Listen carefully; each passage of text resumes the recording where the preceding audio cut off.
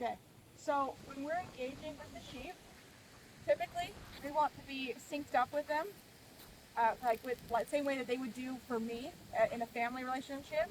And that would be syncing up is when we're all facing this direction, our movements are all impacting one another, and our proximity kind of remains consistent throughout that point.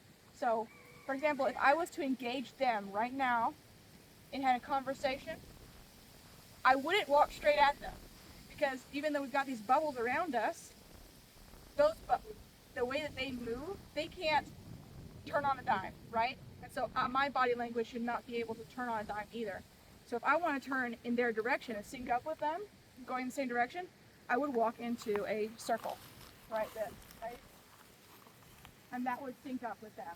Immediately, you didn't see it because it was very subtle, but immediately they had their eyes on me, they had their ears on me, and they were engaging with me, right?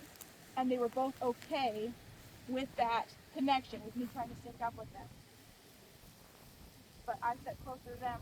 Again, I'm moving slow. My speed is my tone of voice, and I want my tone of voice to be calm, and so my speed is consistent with theirs. You notice when they took a step, I'm going to take a step too, because I'm trying to sync up with them.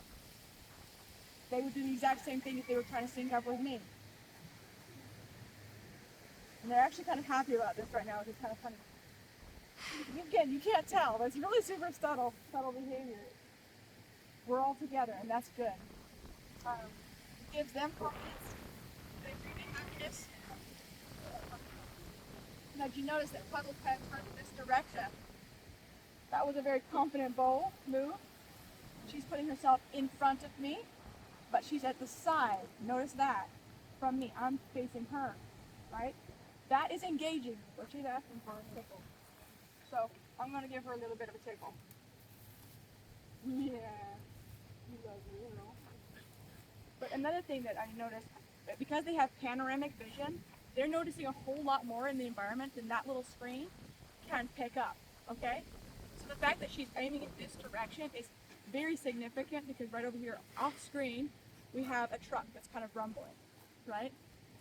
And typically a sheep is when it's afraid, they will turn away from that, right? They'll turn their backs away from it. Even though they continue to graze, they turn away from it, okay? So the fact that she turned towards it was demonstrating the fact that she has more confidence when we're all synced up together. Okay? So that was important. And if you're communicating with a sheep that you have had never had any communication with, you are not going to be able to get as close to these guys because the distance between us is a representation of our relationship. If these guys are approaching another street sheep that they don't know, they are going to keep their heads down, kind of walk, because they can have a better field of view, like they can see front and center of vision, and say, if camera here were the stranger, they would never approach him head on or directly unless it was to be confrontational. They would turn their body to the side and walk in a circle of motion like that, right? And again, very hard to describe, very, very hard to describe. It's all very subtle stuff. But hopefully it's helpful to you as you're trying to figure out a way to connect with the sheep that you have in front of you. Basically, what I'm saying is that when you sit down to spend time with them, and spending time is just paramount.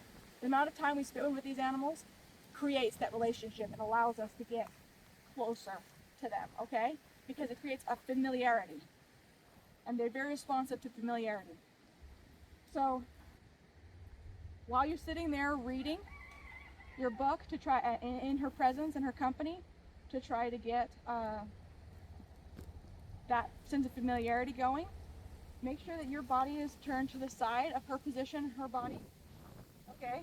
You said that she is disabled, so she can't get up and walk around a lot.